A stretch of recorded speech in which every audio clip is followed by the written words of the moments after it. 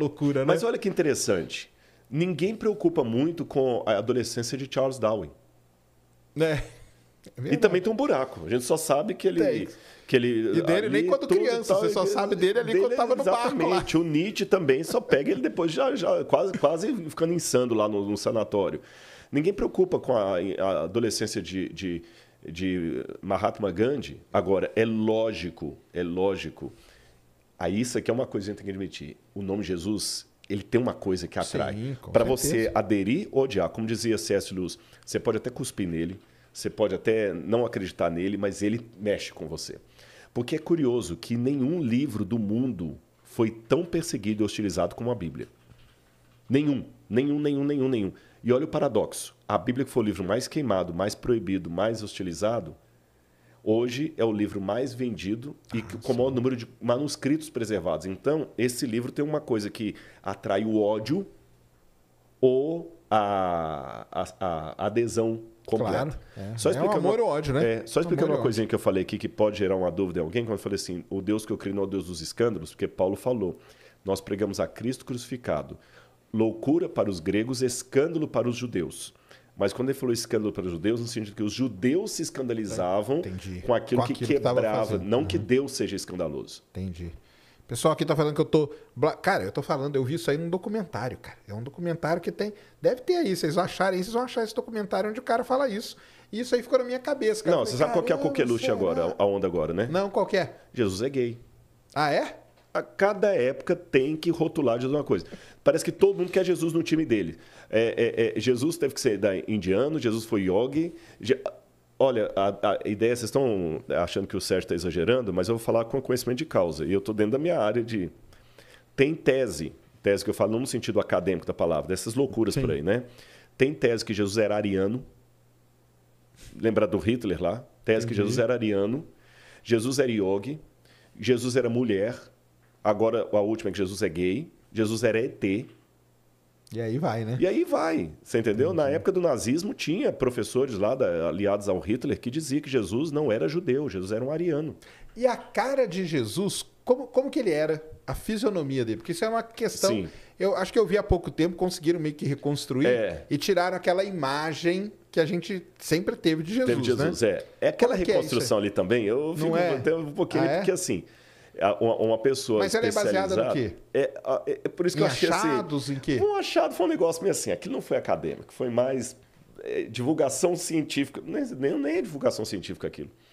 Foi um sensacionalismo da mídia. Porque tem a ciência séria, tem um estudo acadêmico sério, tem o populacho... Mas existe um estudo sobre a fisionomia. Como que era Jesus? Não. Isso aí pouco importa pra galera? Pouco importa pra galera. Mas ele era o quê? Ele era parecido com o pessoal que vivia naquela época lá. Exatamente, pronto. O que é esse intermédio aqui? Não é nem céu, nem inferno, é purgatório, que é o limbo, né? É aquele pessoal que paga, às vezes é uma revista, tipo um Discovery, um History Channel, que paga rios de dinheiro, o cara vai pro negócio e quando você é da área, você sabe que não é aquilo. Por exemplo, às vezes pode pegar alguém e falar assim, nossa, mas agora descobriram um quasar que assim, papapá, e o quasar emite de si por segundo, ele viaja 98% da velocidade da luz, e isso aí vai revolucionar o mundo, o quasar, tudo.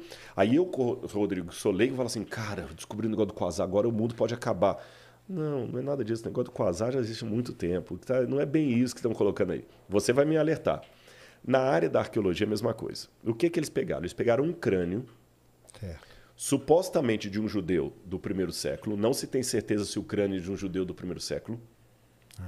Entendi. Porque você sabe que restos humanos... Engraçado, aí o Pirula explicaria isso melhor do que eu, que é a área dele de biologia, mas o osso humano desintegra muito mais rápido que o osso de animal. Sim. Pirula, se eu estiver falando bobagem, que você me corrige depois, manda uma mensagem, mas pela arqueologia a gente nota que quando a gente encontra... Eu já escavei, já encontrei osso animal e osso humano no mesmo sítio arqueológico. O animal, ele está mais durinho. O humano vai se esfarelando com mais facilidade. Entendi. Eu não sei se foi ali. Eu sei que é difícil encontrar um crânio do primeiro século assim. Pá. Segundo, por leis religiosas que tem nos países do Oriente Médio, judeus e muçulmanos, eles não emprestam um crânio humano para fazer um negócio daquele assim gratuito. Você está entendendo? Porque tem uma respeitabilidade pela pessoa humana.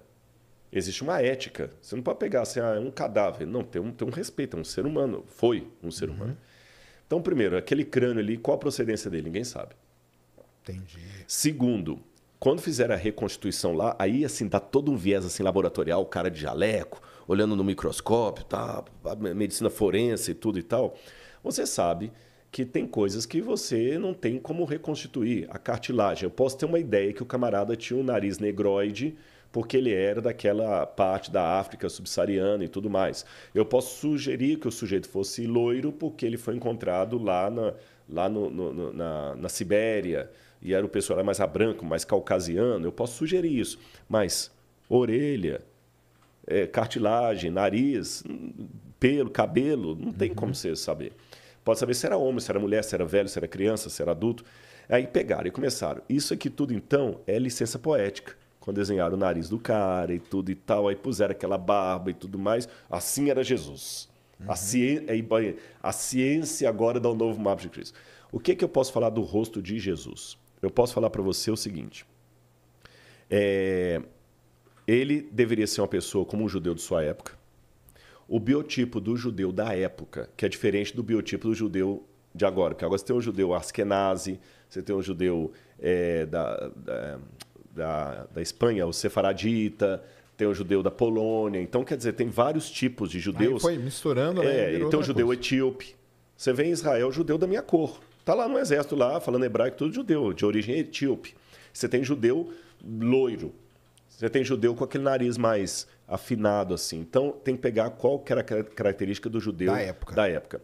Então, Jesus deveria ser um sujeito de estatura mediana, porque, pelo que a gente vê dos ossários que encontraram os fêmurs da época, a gente nota que a população era baixa, em torno de 1,60 m e poucos. Caramba. Eram baixinhos, eram então, pequenos. Jesus era baixinho. Baixinhos. Os judeus tinham uma estatura baixa.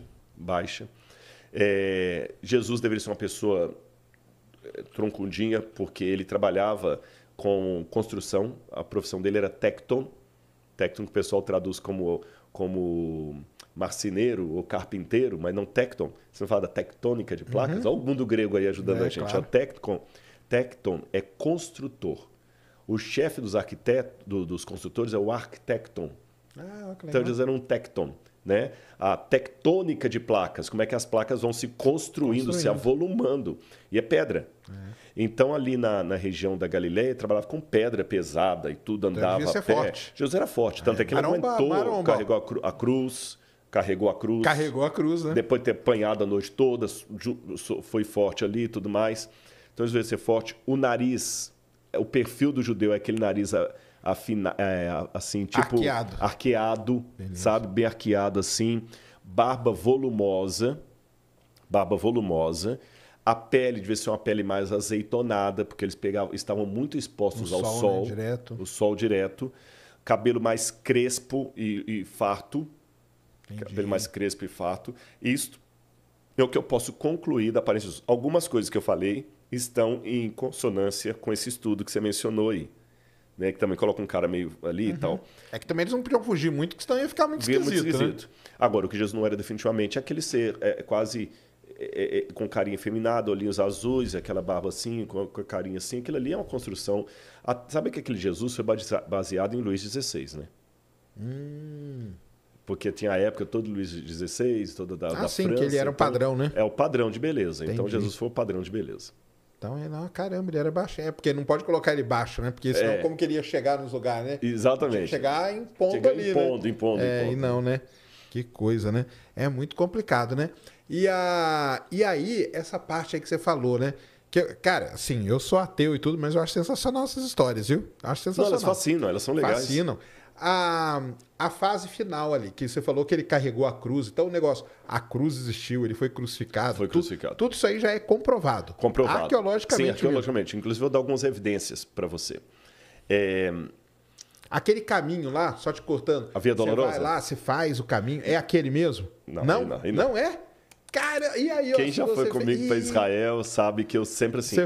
Eu falo esse contato porque eu também não quero ferir a sensibilidade religiosa de quem está comigo. Tá. E ali você está falando, tem uma procissão católica passando, você vai desfazer da religião do outro, não é legal, não é polite isso. Mas tipo, o Monte das Oliveiras, isso aí está lá até hoje. E foi lá mesmo. Foi lá mesmo. É comprovado. Agora eu coloco o seguinte, eu faço com o pessoal eu brinco quando eu levo o grupo, mesmo com os alunos, que a gente foi para escavar agora, depois da escavação eu tirei 5 dias para mostrar o país para os alunos. Certo. Num padrão bem mais baixo do que com os grupos, porque com o aluno não tem dinheiro nem para pagar o sanduíche, né? Claro. Então o que acontece? Eu faço uma legenda com eles, de cara. Eu falo o seguinte, olha, quando eu falar é tradição, é apenas uma maneira educada de falar que é mentira. Saquei. Entendeu? Entendi. É tradição. Quando eu falar possibilidade, é como se eu falasse assim, Jesus esteve por aqui. Pode ter sido 3 quilômetros para lá, 2 quilômetros para cá, em algum lugar. Quando eu falar X, é que a possibilidade arqueológica está acima de 90%. Entendi. Aí, num primeiro momento, muita gente decepciona, porque eu começo a mostrar as tradições. Isso aqui é tradição, isso aqui é tradição, isso aqui é tradição. Certo. Mas quando eu vou mostrando as possibilidades do X, tem lugar que emociona. Vou te dar um X que é até interessante, que tem a ver mais ou menos com a sua área. Você sabe que o Armstrong era tremendamente religioso. Sim. Tanto é que quando o Apollo foi lá, eles realizaram uma Santa Ceia tem até um rebu por isso, que a NASA não queria misturar. Os caras levaram a Santa Ceia e leram lá e fizeram a Santa Ceia lá. E o Armstrong, quando voltou aqui, ele foi visitar Jerusalém. E tem um lugar em Jerusalém que muitos turistas não vão, são as escadarias de Hulda, que é lá atrás, são o resto da escadaria da época do templo. E ali é um X duplo, eu até brinco. Ali o que é? Ali era a escadaria que estava do templo na época de Jesus. E ele foi ao templo ele várias passou vezes. Naquelas escadas ali. Passou aí, você já matou a charada. Entendi. O Armstrong sentou nos anos 70 naquela escadaria ali. Fizeram um VIP para ele. O cara pisou na lua e tal, Entendi, né? claro. Todo clássico e tudo, ele sentou ali. E ali ele dando depois, o camarada explicando para ele, o guia, olha, que assim o templo funcionava assim, ali ficava, toda a estrutura arqueológica, e o Armstrong prestando atenção. Daqui a pouco ele falou assim, eu queria fazer uma pergunta para você. Pois não, qualquer que você quiser. Qual a chance matemática de Jesus de Nazaré ter subido algumas vezes aqui? O guia falou assim, 100%. Aí o Armstrong emocionou, embargou a voz e falou assim, eu estou mais emocionado de sentar nessa escadaria do que eu fiquei. Que ter pisado na Lua. Pisado na Lua. Isso não é mito, essa história aconteceu. Então existem muitos, mas a gente tira os mitos. Então, por exemplo, Via Dolorosa é mito. É mito. Agora, a crucifixão... Via Dolorosa, só para a galera aí que não sabe, seria por onde ele passou carregando a cruz até ser crucificado, é isso? Só que, mas como é que eu mostro que era mito para eles? Olha o que eu faço com o pessoal. Mesmo quando eu vou com um grupo que não é aluno, Sérgio, eu ainda sou um professor. Não tem como deixar de ser. Claro. Então o pessoal vai ter uma aula comigo ali. Não vai ter diploma, não vai ter trabalho, mas é uma aula. Eu levo a galera, e gente, se alguém viajar comigo, faça cara de surpresa quando for lá, como se não soubesse disso. Mas existe uma Via Dolorosa. Existe um caminho que ele passou mas carregando. A gente não sabe etapa. Por quê? Não dá para saber. Vamos entrar na estratigrafia?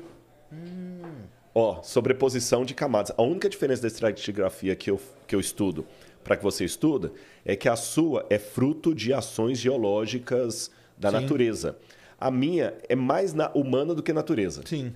Não foi o homem que produziu o Cenozoico, mas foi o homem que produziu o bronze tardio. Você entendeu? E Jerusalém tem lugares que ela está 10, 12 metros acima da Jerusalém da época de Jesus.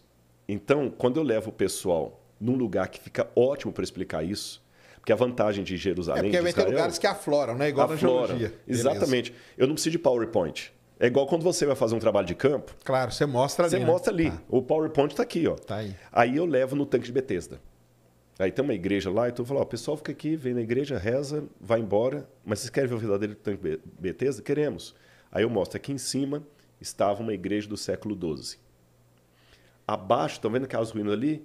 É um templo a Esculápio, do século II. Abaixo, olha lá embaixo. Aí lá embaixo o pessoal vê o resto de uma beirada de uma piscina. Lá está o tanque de Betesda. O pessoal, aquele ali, lá embaixo. E a gente está aqui em cima. Eu falei, agora olha para o canto. Aí quando o pessoal olha para o canto, você tem quase 12 metros de acúmulo de material. Sim, claro. E você vê até as diferentes cores, para você ver que são épocas diferentes. Eu falei, pois é, a Via Dolorosa lá em cima. Olha o chão da época de Jesus. Como é que pode ser? Sem contar que essa Via Dolorosa, durante a Idade Média, ela foi modificada várias vezes no período otomano, mudou.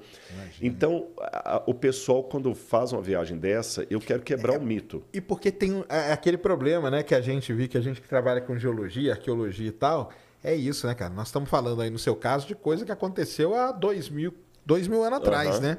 Lógico que o que estava 2.000 anos atrás não é o que está aqui em cima hoje, não né? É, o acúmulo de material. O princípio estratigráfico é o mesmo seu, é o mesmo meu. A diferença é só o relógio. Você quebra muita gente, né? Quebra, mas aí que foi uma coisa mais linda. Eu vou contar uma coisa que vai te surpreender. Vai pessoas que são da minha igreja adventista, tem gente de outras igrejas, católico, ateu, agnóstico, até padre já viajou comigo. E já teve ateus interessantes. Eu te convidei para ir para Israel, mas não estou forçando, não. Tem ateu que aceitou Deus. Eu tive um caso de um médico que ele era ateu, doutor em medicina, professor, tinha um livro acadêmico publicado de neurologia. Aí, quando ele foi fazer o Egito e tudo, né? Eu falei, gente, aqui tem um momento de reflexão, nós estamos na terra bíblica. Vamos separar em grupos de 2, procure seu companheiro, faz uma oração e tudo, e tinha um ateu no grupo. Eu gosto de deixar a pessoa muito à vontade. Você entendeu? Não sei se você percebeu, eu orei antes de comer o sanduíche aqui. Fiz minha oração tranquila aqui e tudo. Para que eu vou fazer um estardalhaço aqui? Já estava entrando, já estava falando, eu estava orando aqui. Entendi. Pedindo a bênção sobre o programa e agradecendo pelo sanduíche. Aí eu deixo bem à vontade. Graças a Deus. É igual você fica à vontade comigo, eu nunca forcei. Mas aí, na hora, eu falei, como é que eu vou fazer com o doutor fulano? Aí eu peguei e falei com ele assim, fulano, eu vou ficar com você. Aí ele, tudo bem e tal. Eu falei assim, eu vou fazer uma oração. Você gostaria de orar comigo? Mas você é um ateu. Aí, houve outras coisas até chegar nesse momento. Então, estou resumindo a história. Ele virou e falou assim, mas eu não sei fazer oração. Eu falei, não tem problema. Fala só assim, Deus, fulano está aqui. Se ele existir e te ouvir... E esse camarada começou a chorar. Depois ele me revelou, no finalzinho da viagem, que ninguém sabia, ele estava com câncer. Caramba. Terminal. E ele estava numa busca. Ateu, cara acadêmico. E depois disso ele entregou sua vida a Deus, morreu. O milagre não aconteceu, mas morreu em paz. Entendi. Até pelo testemunho da esposa dele, dos outros ali e tudo mais. Então você vê, acontece isso. Sim. Então eu sou de uma linha, Sérgio, que eu não preciso enfeitar o pavão para você olhar no zoológico. Eu não preciso mitologizar a Bíblia para torná-la maravilhosa. Mas eu acho que até mesmo assim, você vê o negócio que está lá, que aquele ali você sabe, você cara. Sabe, aquele ali é 2.000 anos atrás. E outra, isso é muito mais emocionante do que o outro, que deve ser um negócio comercial, né? E tem uma coisa, já que eu sou apaixonado por Jesus, saber que ele esteve ali, eu vou colocar bem claro para não parecer uma mitologia, uma idolatria da terra. É aquele negócio, é como você voltar nas suas raízes. Foi aqui que eu fui criado. Imagino. Aqui que a aliança. Se o bandido vier e levar o meu celular, eu vou ficar muito chateado. Agora, se levar a aliança, puxa vida, foi essa aqui que no dia do casamento eu coloquei. Não adianta eu ir lá. É lógico, o meu amor pela Laura é acima da aliança. Mas eu não vou chegar agora na loja, perdi, compro outro e põe no lugar. Não é assim que a coisa funciona. Tem um significado. Tem um significado. Então, quando eu pego aquilo ali, sabe assim, ele esteve aqui. Ele foi real.